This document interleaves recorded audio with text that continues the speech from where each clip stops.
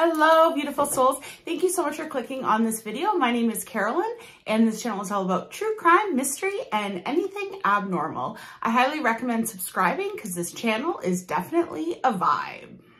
Today's story is about the unicorn killer, Ira Samuel Einhorn. And this is a wild, wild story, so let's get right into it.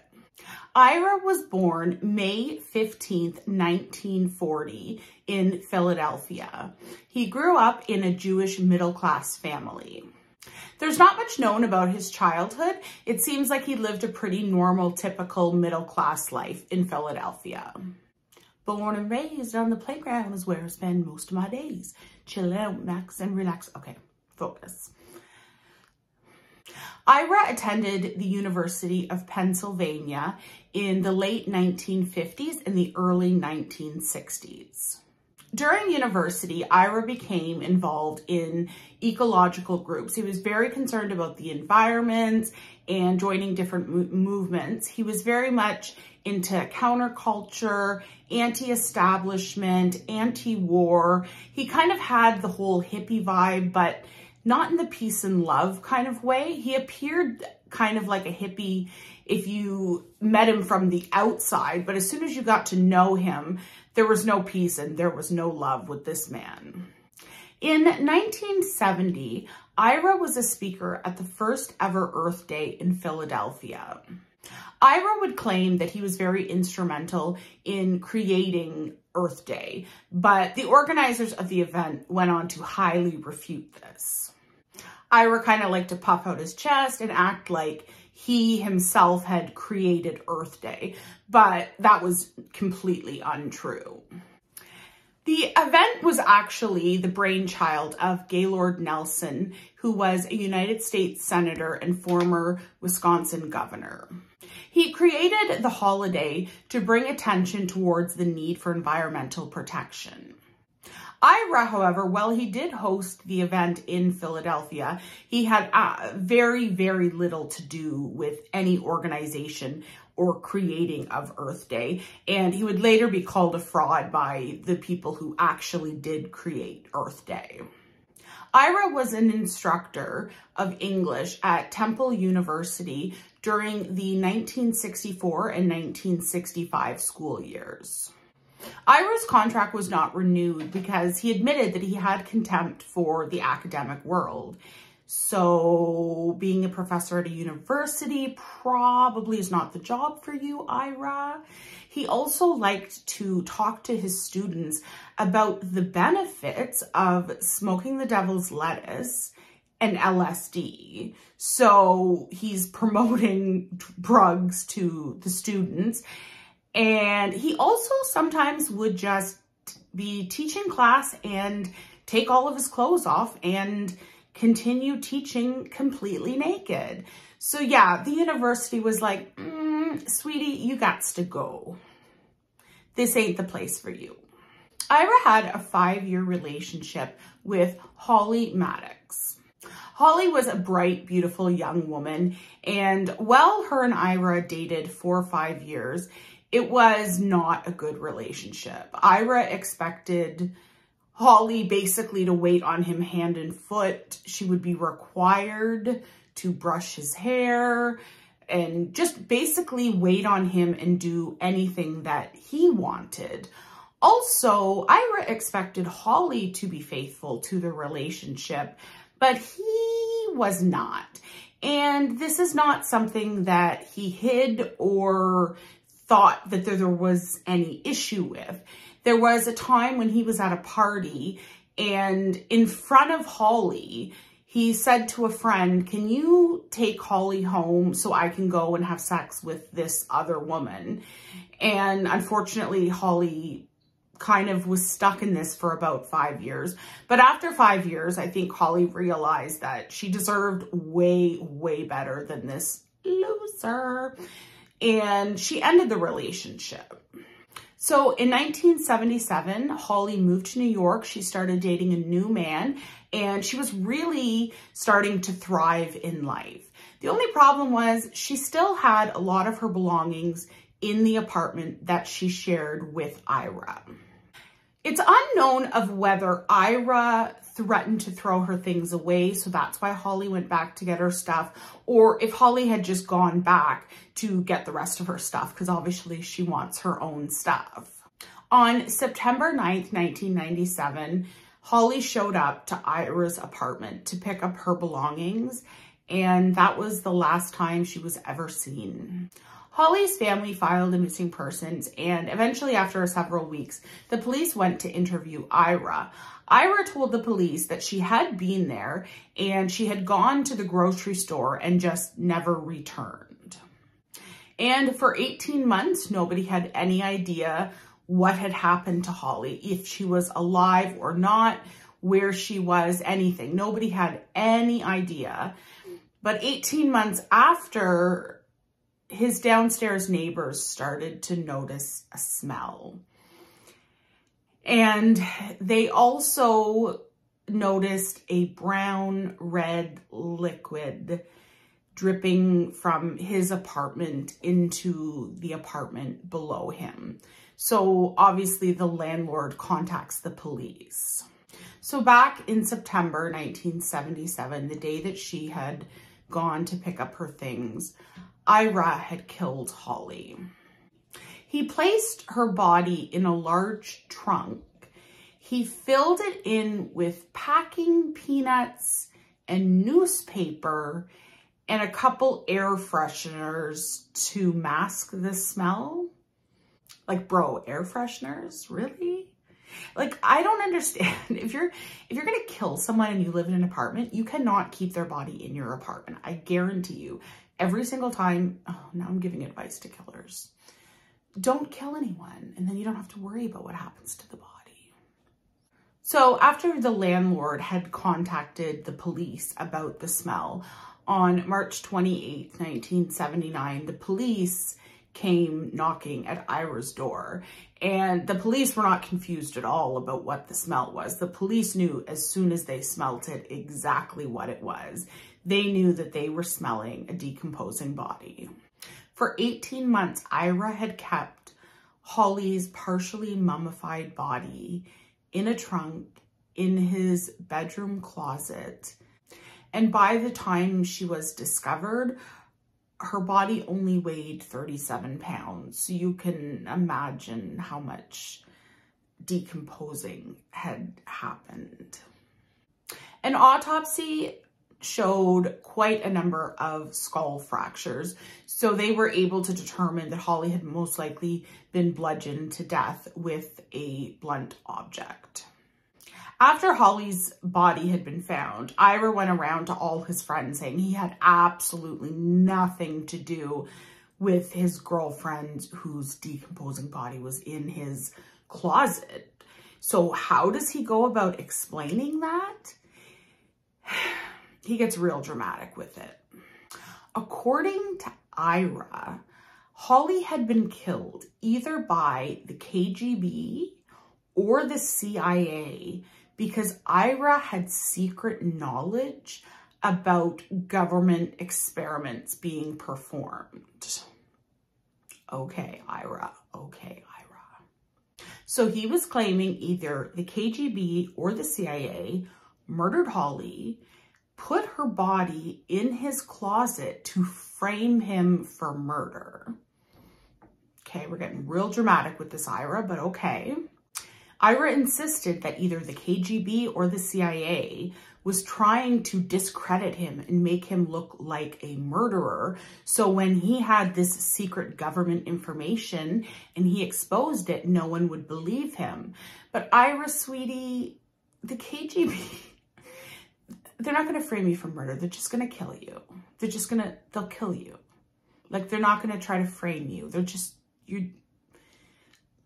it's so ridiculous, but that's what Ira went with. And obviously no one believes him because he's so ridiculous, but bitch, please.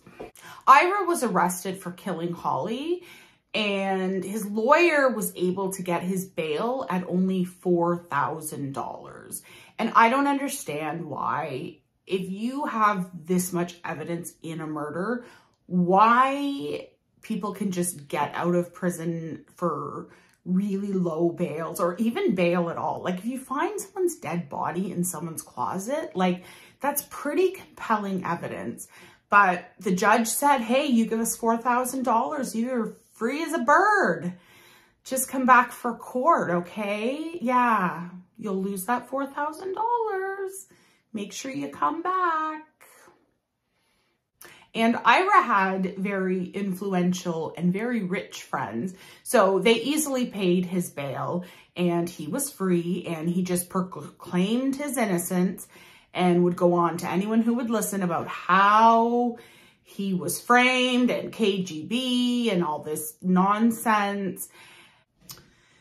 So nobody was getting back the $4,000 in bail, because a week before he was due to go to his trial, Ira fled to Ireland. Shocker. Ira, when he fled to Ireland, it was January 1981. And the reason that he went to Ireland was because at the time, Ireland and the United States did not have an extradition treaty. Thankfully, that has now been put in place. But at the time, he could go to Ireland and nobody was going to send him home. After staying in Ireland for a short period of time, Ira went on to live in a number of different European countries. He lived in Spain, Sweden, Switzerland, France, and the UK at one time. He may have lived other places, but these are the places that we know that he lived. During his European travels on the run, he met a Swedish woman named Annika Floden, and they ended up getting married. And in 1993, the two of them moved to rural France. While Ira was a fugitive, he went by the alias Eugene Mallon. So for the next 2 decades, Ira lived as a fugitive in France. As for his wife, Annika, she claims that she knew he was wanted as a fugitive for killing his ex-girlfriend, but she claims that she believed that he was innocent. While living on the lam in Europe, Ira became friends with some pretty influential people. He became friends with the British musician Peter Gabriel. He became friends with Hank Henderson, who was a Grateful Dead biographer, and he also became friends with Courtney Love's dad. But all of these people claimed that they had no idea that he was wanted in the US for any crimes or crimes anywhere. However, he had a very wealthy friend who was named Barbara Boffin, and she was a very wealthy Canadian socialite, and she knew he was a fugitive, and she continually sent him large amounts of money the entire time that he was on the run. So this whole time, police in the US are still trying to find Ira, and they become aware that there's some connection between Barbara. So investigators start asking her a lot of questions, bringing her to the police station quite often for questioning, and she finally admits that she knew he was a fugitive, but she believed he was innocent, and she had been sending him money for years. So finally, in one of the questionings of Barbara, she finally gave up the name of Ira's wife, which is how the police ended up being able to track him down. And they found him in Champagne, France. Ira was arrested at his home on June 13th, 1997. American authorities tried to extradite Ira, and while he had been on the run, he had been tried in something called in absentia, which just basically means you're absent from the trial. So he was not obviously at his trial because he was on the run, but he was still tried and convicted. So he tried to appeal the extradition, and France was like, no, you go home. We don't want you here. Yeah, you go back to America, face your crime. So while all the extradition going back and forth with America and France, Ira was put on house arrest in France, basically like, stay here till we figure out what we're going to do with you. He did attempt to unalive himself by but he was unsuccessful. He was sent to the hospital to be treated for his injuries, but once he was safe to travel, he was extradited back to America. While Ira had been on the run, Pennsylvania had passed a new law that if anyone was convicted in this in absentia, they could ask for a new trial if they ever showed up. So basically, they passed a new law saying you can have a trial if you come back, but they named the law after Ira, which I just thought was really, really weird. But anyways, Ira comes back to the US to stand trial for Holly's murder. In October 2002, Ira was convicted of the murder of Holly, which had taken place 25 years earlier. He was given a life sentence without the possibility of parole.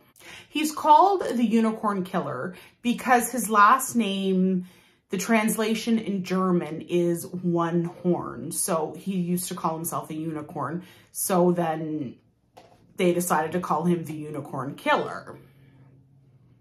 And the Philadelphia Daily News did some very interesting things when it comes to this case. And I have to say, they did a great job. I'm proud of them.